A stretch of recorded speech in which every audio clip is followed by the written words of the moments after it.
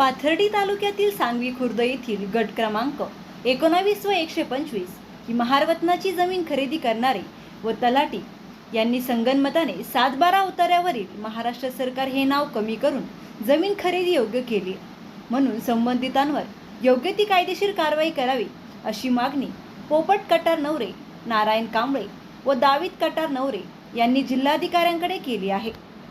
जिल्हाधिकाऱ्यांना दिलेल्या निवेदनात तक्रारदारांनी म्हटले आहे की पाथर्डी तालुक्यातील सांगवी खुर्द येथील गट नंबर 19 व 125 या दोन्ही उतार्यावरती महाराष्ट्र सरकार अशा पद्धतीची नोंद होती व आहे। या उतार्यावरील आम्ही देखील सहकब्जेदार असून आम्हाला कुठलीही कल्पना न देता गणपत कटार नवरे यांनी पुष्पा अशोक धाकतोडे व सुनंदा कुंडलिक धाकतोडे यांना दिनांक 26/9/2024 रोजी खरेदी खताने दिली आहे। या संदर्भात तक्रारदारांनी जिल्हाधिकारी कार्यालयात येऊन या संपूर्ण प्रकरणाची चौकशी करून जो कोणी यामध्ये दोषी असेल त्याच्यावर कठोर कारवाई करावी अशी मागणी देखील निवेदनाद्वारे केली आहे। यावेळी छानराज क्षेत्रे, पोपट कटार नवरे, नारायण कांबळे, दावीद कटार नवरे यांच्यासह ग्रामस्थ उपस्थित होते। मौजे सांगवी खुर्द तालुका पाथर्डी जिल्हा अहिल्यानगर येथील गट नंबर 19 व 125 ही जमीन महारवतनाची जमीन आहे। या जमिनीवरती स्पष्टपणे महाराष्ट्र शासनाचा उल्लेख आहे। हे सर्व असताना देखील याच गावातील धाकतोडे कुटुंबाने ही जमीन खरेदी करण्याचा प्रयत्न केला आहे। उतऱ्यात छेडछाड केली आणि ती जमीन त्यांनी खरेदी केली। हे सर्व होत असताना ज्यावेळेस त्यांच्या लक्षात आलं त्यावेळेस त्यांनी माननीय उपविभागीय अधिकारी पाथर्डी यांच्याकडे पाठपुरावा केला आणि माननीय प्रांतसाहेबांनी तो फेरफार क्रमांक 1382 रद्द केला आहे। दरम्यानच्या काळामध्ये हे दावीद कटार नवरे त्यांच्या मुलाचा संशयास्पद अपघाती मृत्यू झाला आहे।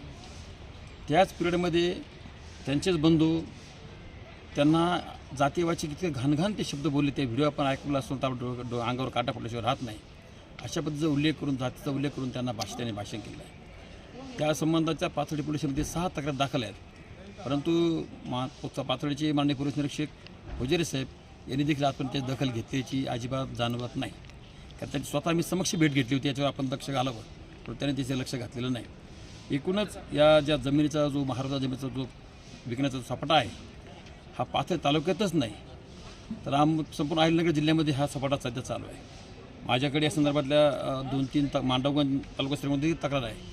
पाथर्डी परिसरात साकेगावच्या 2-3 तक्रारी आहेत। याला कोणी अंकुश घालणार आहे की नाही, आणि म्हणून आमची माननीय जिल्हाधिकारी साहेब यांना विनंती आहे की माननीय जिल्हाधिकारी साहेब आपण या प्रकारे लक्ष घालावं आणि बेघर होत चालला हा जो समाज आहे या समाजाला भूमीन होण्यापासून आपण वाचवलं पाहिजे।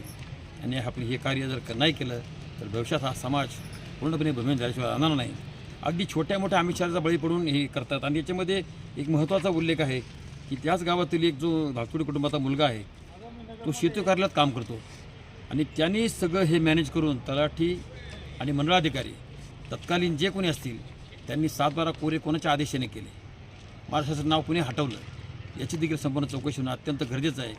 आणि ही चौकशी करून संबंधित असणारे दोषी असणारे जे तलाठी असतील, जे मंडळाधिकारी असतील किंवा जे कोणत्या अन्य समाविष्ट असतील या सर्वांना ताबडतोब निलंबित करावं अशी आमची मागणी आहे।